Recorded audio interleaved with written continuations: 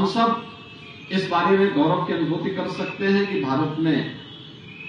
बाबा साहब डॉक्टर भीमराव अंबेडकर जैसा महामानव का जन्म होता है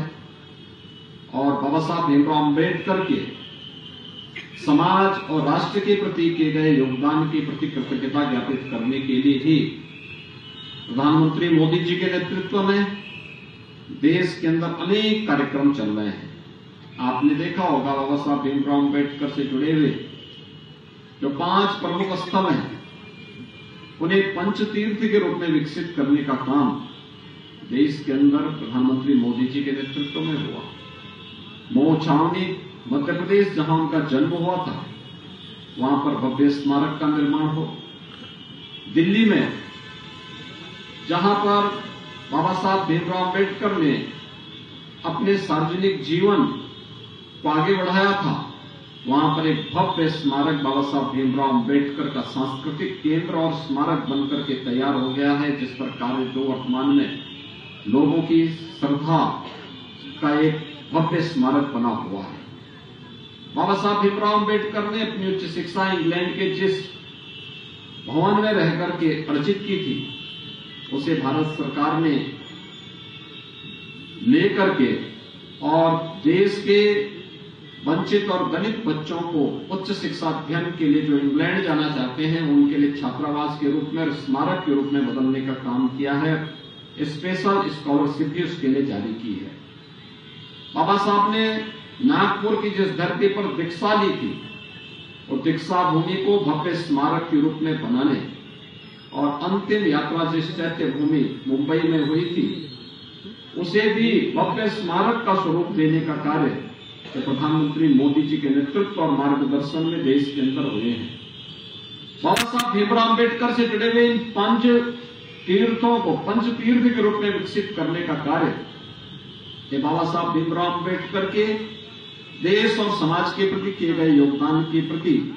कृतज्ञता ज्ञापित करने का कार्यक्रम है। भाइयों बहनों, हम इस बात को जानते हैं कि बिना भेदभाव के शासन की योजना गरीब को पहुंचा देना। आज प्रदेश में 45 लाख गरीबों को प्रधानमंत्री आवास और मुख्यमंत्री आवास योजना की सुविधा का लाभ बिना भेदभाव के मिला है। आज देश के अंदर 2 करोड़ 61 लाख गरीबों को फ्री में शौचालय उपलब्ध करवाने का कार्य इस शासन की स्वच्छ भारत योजना के अंतर्गत प्राप्त हुआ है। 1 करोड़ 63 लाख से अधिक गरीब परिवारों को प्रदेश के अंदर हम लोगों ने विद्युत के निःशुल्क कनेक्शन उपलब्ध करवाने का कार्य किया। कोविड कालखंड में 15 करोड़ गरीबों को उत्तर प्रदेश में और 80 करोड़ गरीबों को देश के अंदर फ्री में राशन देने का काम सरकार कर रही थी। यह संवेदना बाबा साहब भीमराव अंबेडकर की देन है। किसी भी लोकप्रिय सरकार को संवेदनशील होना होगा